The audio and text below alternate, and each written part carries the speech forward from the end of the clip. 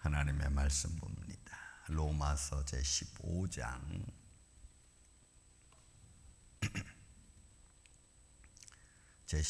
14절부터 21절까지입니다. 로마서 제15장 14절부터 21절. 내 형제들아, 너희가 스스로 선함이 가득하고 모든 지식이 차서 능히 서로 권하는 자임을 나도 확신하노라.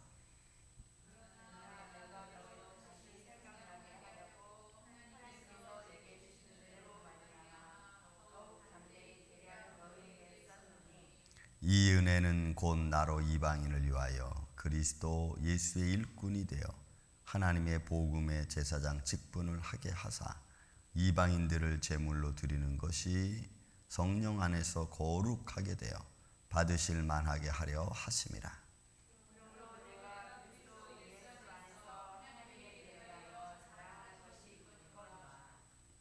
그리스도께서 이방인들을 순종하게 하기 위하여 나를 통하여 역사하신 것 외에는 내가 감히 말하지 아니하노라. 그 일은 말과 행위로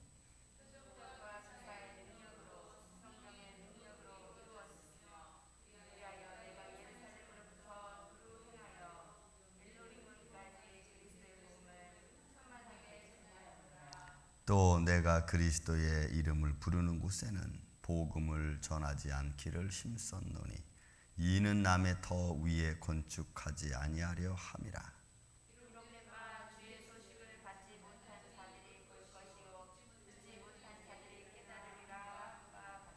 아멘. 자, 하나님의 복음의 제사장 직분을 받은 바울 스스로에 관하여 또 복음을 또 때는 반문하는 말씀을 던져주고 있습니다. 자, 한번 또 말씀을 보겠습니다, 여러분. 먼저 14절부터 21절까지는 예수 그리스도께서 복음을 유대인들에게 전하고 또 그들로부터 복음을 받은 유대인들과 또한 사도들이 그 복음을 들고 각처에 퍼져서 하나님께 영광을 돌렸던 이런 모습에 관하여 자신을 또한 두고 말하고 있습니다. 한번 보겠습니다. 자, 먼저 로마서 교인들에게 먼저 말하죠.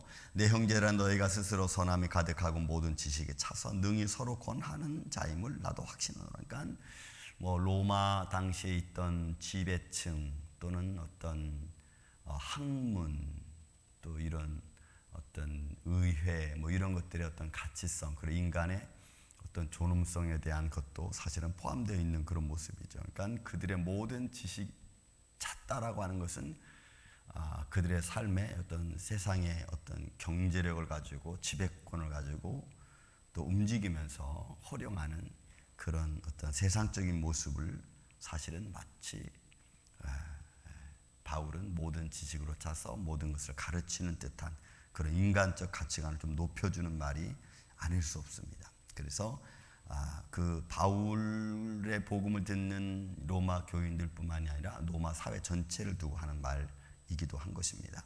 그래서 모든 지식이 차서 능히 서로 권하며 또 그런 너희 모습을 보고 내가 확신한다. 그러니까 그리스도인들에게 있어서도 하나님의 나라에 대한 복음에 대한 것도 들은 것도 있고 또 때로는 그들의 세상적인 이성의 지식도 같이 포함되어 있는 거죠. 그러나 내가 너희로 다시 생각나게 하려고 하나님께서 내게 주신 은혜로 말미암아 더욱 담대히 대량 너에게 썼던. 그러니까 그들이 그런 많은 세상적인 지식과 때로는 복음적인 지식도 알고 있지만 그러나 바울은 좀 더 확실하게 하기 위해서 좀 더 분명한 하나님의 의도와 뜻을 그들에게 전하고 싶은 마음에서 이 글을 쓴다는 것을 바울은 지금 이야기하고 있습니다. 그래서 여러분, 우리가 어떤 뭔가를 좀 확신하기 위해서는 근거를 좀 남기죠. 그들이 알고 있는, 그냥 사상적으로 알고 있는, 생각적으로 알고 있는 것보다는 좀 더 분명한 시스템, 체계적인 그런 학문과 어떤 교육과 때로는 복음의 어떤 역사, 기준 이런 것들을 또 만들어 놓기 위해서 또 이렇게 우리가 증거를 남겨놓고 서신으로 보내기도 하고 시스템을 만들기도 하는 겁니다. 그런 것처럼 바울도 그런 의미에서 이 복음을 또 이 로마서를 그들에게 전하는 것을 볼 수가 있습니다. 또 그뿐만이 아닙니다, 여러분. 16절에 보면 16, 17, 18은 참 중요한 말씀입니다. 이 은혜는 말씀. 그러니까 내가 너에게 복음을 전하고 이렇게 쓰는 모든 것도 하나님이 너에게 복음을 통해서 알게 하신 그런 모든 역사, 이 모든 것들을 포함하고 있는 거죠. 이 은혜는 곧 나로 이방인을 위하여 그리스도 예수의 일꾼이 되어, 그러니까 결국 자기 자신이 지금 어떤 모습으로 너희에게 복음을 쓰고 있고 내 모습이 어떠한가를 증거하는, 변명하는 그런 말씀인 것을 우리가 알 수가 있죠. 나로 이방인을 위하여 그리스도 예수의 일꾼이 됐다. 그러니까 바울이 이 말을 참 많이 쓰죠. 그리스도 예수의 일꾼, 하나님의 일꾼, 이런 것을 굉장히 많이 쓰고 있는 걸 보고 있습니다. 또 그리고 되어 하나님의 복음의 제사장 직분을 하게 하사, 그러니까 이런 복음을 전하는 자들의 위치, 복음을 전하고 있는 자들의 사역, 이런 것들을 하나님 나라의 복음, 하나님 나라의 역사, 그 복음의 제사장이라는 표현을 쓰고 있어요. 그러니까 영적 제사, 하나님 말씀을 가르치고 하나님 말씀을 외치고 선포할 수 있는 사람들을 사실 두고 하는 말인 것을 우리가 알 수가 있습니다. 그 제사장 직분을 하게 하사, 그러니까 여러분이 제사장 직분을 하게 한다는 이야기는 예수 그리스도의 근거를 두는 거죠. 그가 예수 그리스도가 오셔서 하나님 나라의 일을 선포하고 또 하나님 나라의 일을 선포하면서 많은 백성들의 생명을 전하고 또 많은 백성들에게 생명을 전하면서 자신은 제사의 기본이 되는, 그러니까 제사의 제물이 되는 그런 모습을 했을 뿐만이 아니고 또한 그렇게 자기 자신을 제사로 드리면서 그 드리는 자신이 또한 제사장 직분도 감당하는 거예요. 그러니까 예수 그리스도는 홀로 다 하신 거죠. 제물도 되시고 제사장도 되시고 속죄함도 되시고 다 되시는 거예요. 그런 모습을 지금 말하고 있는 겁니다. 또 그런 가운데 복음을 선포해서 복음을 들은 자들이 하나님께로 다시 돌아오면 그러면 그 사람들이, 이방인들이 어떻게 돼요? 제물로 하나님께 드리는 게 또 되는 거예요. 그러니까 바울은 복음을 선포해서 그 복음을 들은 자들이 하나님께로 돌아오면 그 사람 자체가 또 하나님 앞에 제물이 되는 거예요. 그러니까 여러분, 우리가 이 바울의 말씀에 의하면 우리가 복음 전하는 일이 얼마나 중요한가. 왜냐하면 예수 그리스도께서 오셔서 제사장도 되시고 제물도 되셨던 것처럼 오늘 우리도 여러분 그렇잖아요. 신령한 사한 제사를 주님께 드리는 거 아니에요? 믿습니까 여러분? 사한 제사를 우리가 지금 매 순간 우리가 하나님께 드리잖아요. 그러니까 복음을 듣고 선교하고 때로는 전도해서 그들을 하나님께로 데려와서 예배드리게 하면 그 사람으로 하여금 하나님께 제물을 드려지는 것이 되는 거예요. 그 사람, 무슨 말씀 이해가 되시죠? 그러니까 여러분, 예배드리는 자는 누구든지 다 그 사람 스스로가 다 여러분 하나님 앞에 제물이고 제사인 줄로 믿습니다. 그리고 제사장인 거예요. 너희는 왕 같은 제사장이라고 그랬잖아요. 왕 같은 제사. 베드로 전서에 보면 2장. 그러니까 바울이 지금 엄청난 교훈을 한마디 속에 딱 감춰놓은 것을 우리가 볼 수가 있어요. 자신도 그리스도의 일꾼이고 또 제사장의 직분을 감당하면서 동시에 또한 이방인의 제사장의 모습이고 또 이방인들을 불러서 제사가 하나님께 드려지는 자의 모습이기도 하고 또 자신도 또 제사를 드리는 자의 모습. 그러니까 이게 다 한마디 속에 감춰져 있는 거예요. 그래서 이방인을 제물로 드리는 것이 성령 안에서 거룩하게 되어 받으실 만하게 하려 함이라. 그러니까 이 모든 것은 본문에 있는 말씀처럼 성령 안에서 거룩하게 되는 거죠. 그러니까 말씀에 선포되고 들어진 자들은 그 말씀 안에 살아가니까 말씀으로 말미암아 이루시는 성령의 거룩한 역사.